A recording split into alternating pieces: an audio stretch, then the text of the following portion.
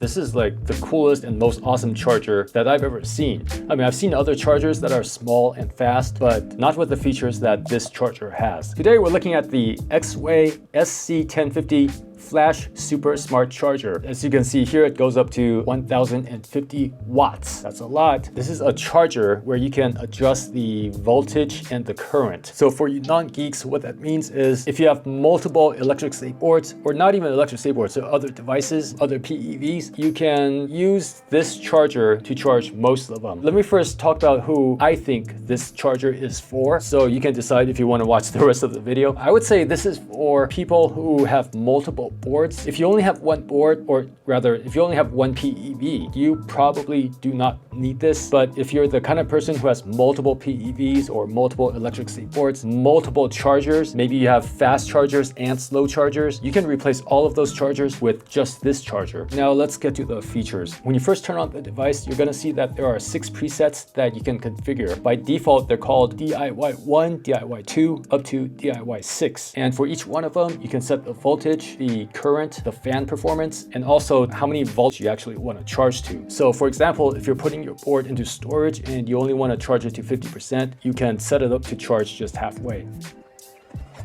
So it's not very loud, but since my microphone's right here, it might be picking up the sound, but let me try to show you what I'm seeing. I hope that's in focus. Here's my preset for the Exway Wave. If I want to toggle through the other presets, so here's the Wave, and then here's the X1 Max and the Flex. The X1 Max and Flex, they use the same chargers. And then here's the Atlas Pro settings. The Atlas Pro can actually accept up to 20 amps of current, but I set it at 10. 20 amps of current is like really fast. I don't always have to charge that fast. There are a couple other ones that I didn't set up. But yeah, you'll notice that I didn't set one up for the Flex Paragon. That's because I don't have to. If I plug in the Flex Paragon, it's gonna set the correct numbers. It's gonna set the correct voltage and amperage by itself. The amperage you can actually still, the current you can actually still adjust. So if you wanted to charge as quickly as possible, then you put in 10 amps, which is the highest current that the Flex Paragon can accept. If you wanna charge it slower to be easier on the battery, you can set a lower current. I can show you that right now, actually. Here is the Flex Paragon's battery. Massive 403 watt, oh actually mine is 403 watt hours, but I think the final version was like 500 something watt hours. Let me plug in the Flex Paragon battery right now. It's plugged in and it still says the Wave. I used the wrong cable. So these two cables look very similar, or these two plugs. One is actually for the Atlas Pro and the other is for the Flex Paragon. They're almost the same. The one for the Flex Paragon has more pins. Now that I have the correct cable, okay. Did that change? Yeah, now it says Flex Paragon. And you see how all the settings have changed? Like you see it says 58.8 and for the amperage it says 8. Yeah, let's see if we can adjust that. It's asking me what cutoff I want. 58.8 is fine. That's the full charge. But well, actually, let's go for a lower number. Actually, I don't know the state of charge for this battery right now. It looks like it's about 75%, but I don't know. Let's do 55. And for the current, let's do 6. And then it's asking me what mode I want for the fan. It asks, do you want to charge? So let's say yes. I set the cutoff lower than normal, so yeah, so that's why it stopped charging, because this battery is already, partially charged. So let's go back to 58.8. Okay, so now it's charging. It tells you how long it's been charging, tells you the current temperature of the device, the wattage it's currently charging at, the voltage, the amperage, the RPM of the fan, and how many watt hours it has charged so far. Pretty sick. Let's see what happens if I click that. Oh, okay. Here are some graphs. They look pretty flat, but that's because it's just charging normally. And while we're charging, we can also change the fan performance. Now it's in performance mode. Now it's in the quiet mode. Oh, the quiet mode is really quiet.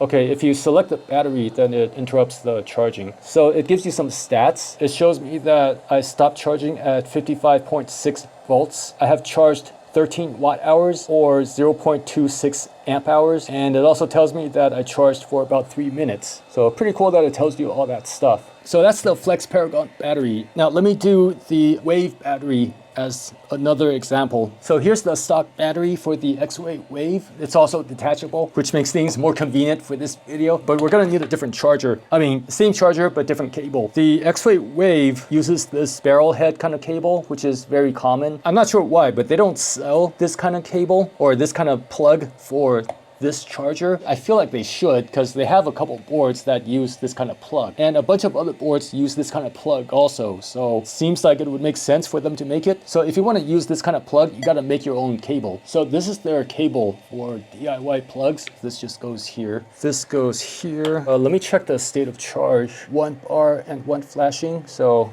I guess it's kind of low, maybe 30% or so. Now for this one, this battery is not gonna communicate by itself with the charger, unlike the Flex Paragon. So I'm gonna have to choose the preset. I've already set this up for the wave, so I'm gonna go ahead and charge. I'm not sure why it's only giving me 2 amps though. I'm pretty sure I set it up for 4 amps, maybe because of the fan speed. Let's see what happens if I change the fan setting. Okay, I guess that's the reason. Yeah, so now it's giving me 4. Okay, I'm just gonna set it at auto then. I didn't realize that the quiet setting is gonna bring down the amperage so much. So now I've set it at auto, and the current has gone up to 3.99, basically 4 amps. And it's still pretty quiet.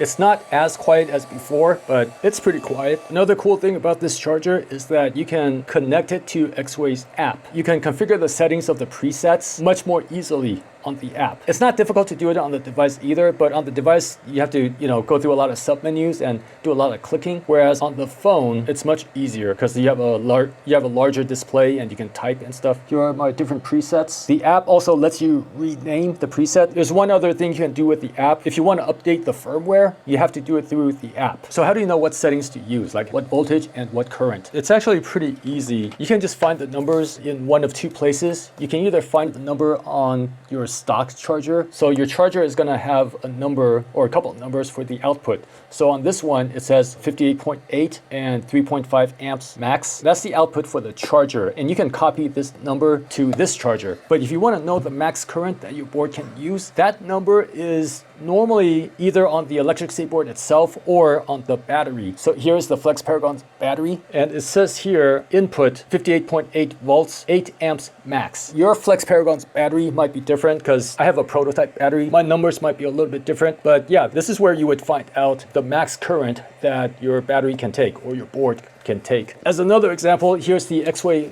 Wave battery. So here it says 42.5 volts, 4 amps max. So I can just copy this number into the preset. I guess that's about it. So really cool, really small also. Let me just give you a comparison. So here's the Flex Paragon's charger. If you look from the side, it is roughly twice the size, but it's still really small. Like if you compare with, actually let me get it. Here's the original 1000 watt charger for the Exway Atlas Pro. Look at the size difference. This is like 30% or so smaller. Like I said earlier, one more feature. This grill can be removed. You can take this off and clean it. There are a couple of screw holes, but they're optional because this just snaps on using magnets, and the magnets are quite strong.